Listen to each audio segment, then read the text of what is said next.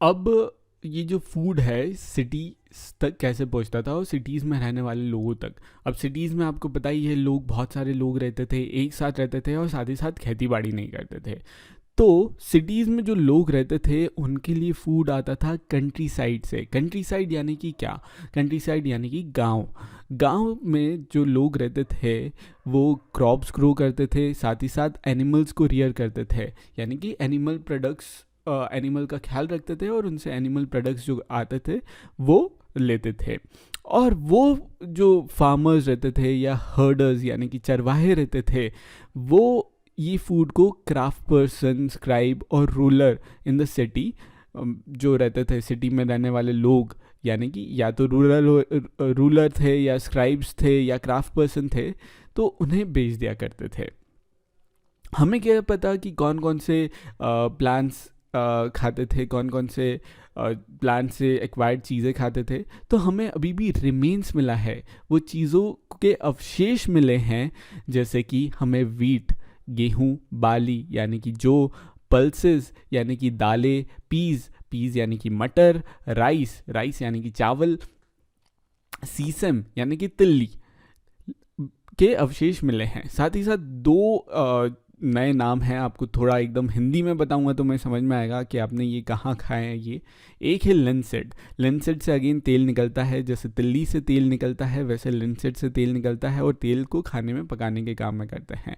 लिनसेड कुछ इस टाइप से दिखता है। इसे हिंदी में अलसी भी कहा जाता है। अलसी, आलसी नहीं, अलसी। ठीक है, मैं लिख देता हूँ। ठीक है, तो ये लिनसेड है। और मस्टर्ड यानी कि राई। या आपने देखा होगा बघार लगाने से पहले राई डालते हैं खाने में, और कुछ लोगों ने मस्टर्ड सॉस भी खाया होगा, तो इसे पीस के मस्टर्ड सॉस बनता है, तो वो खाया होगा। तो ये सारी चीज़ें हड़प्पन लोग भी खाते थे। हड़प्पन यानी कि बहुत सारी सिटीज़ जो है हड़प्पन सिटीज़ या इंडस वैली सिविलाइजेशन बोल दूँ, तो वहाँ के लोग भी खाते थे। साथ ही साथ एक नया टूल जो आया है जिसे प्लॉ बोलते हैं, हिंदी में बोलूँ तो हल बोलते हैं। ये हल का भी इजाद हुआ, इन्वेंट हुआ। इससे क्या हुआ? फार्मिंग बेटर हुई। फार्मिंग बेटर हुई यानी कि क्रॉप्स जो है वो ज़्यादा हमें अनाज देने लगे, उनकी प्रोड्यूस ज़्यादा होने लगी, उनकी यील्ड ज़्यादा होने लगी। अनाज ज़्यादा देना उसे बोलते हैं इंग्लिश में यील्ड, यानी कि ज़्यादा प्रोड्यूस आने लगा। और इसका एक कारण था जो मैं आपको बता रहा हूँ, उसका नाम है प्लॉ यानी कि हिंदी में हल। वो क्या करता था?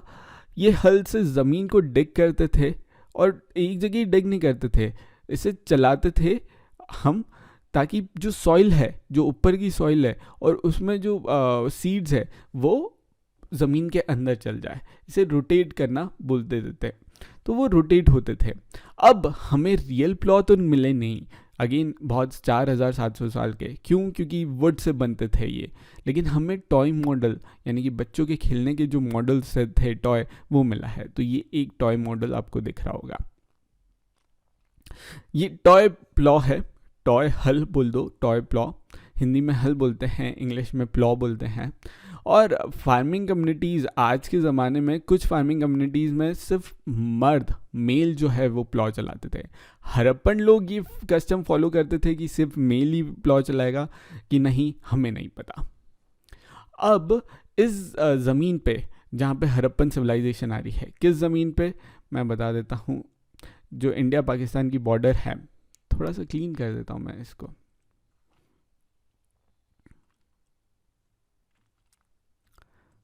इस ज़मीन पे, राइट, जहाँ पे 5 rivers, Punjab and Sindh, and जो जहाँ पे हड़प्पन सिविलाइजेशन हुई है, वहाँ पे जो है रेनफॉल जो होती थी वो ज़्यादा नहीं होती थी। पेड़ पौधों को उगाने के लिए, क्रॉप्स को उगाने के लिए हमें पानी की ज़रूरत रहती थी, खूब पानी मांगता है। तो जब पानी दो तरीके से आ सकता है, यानी कि बरसात हो जाए, मौसम में बरसात हो जाए तो पानी मिल जाएगा पेड़ पौधों को और वो ग्रो हो जाएंगे। आपने देखा होगा कि बारिश के समय कितनी हरियाली हो जाती है, तो और पेड़ पौधे उग जाते हैं, आपको पता चल रहा है। लेकिन अगर बरसात नहीं हो रही है तो इरिगेशन करते। इरिगेशन यानी कि आपके पास जो पानी के सोर्सेज हैं, रिवर्स हो गए या फिर कैनाल हो गई या फिर लेक हो गए, वहाँ पे पानी इकट्ठा रहता है ना, वहाँ से पानी ला के उन्हें एक जगह स्टोर कर दो और फिर वहाँ से सप्लाई करो खेतों में, फील्ड्स यानी कि खेतों में जहाँ पे प्लांट्स ग्रो कर रहे हैं।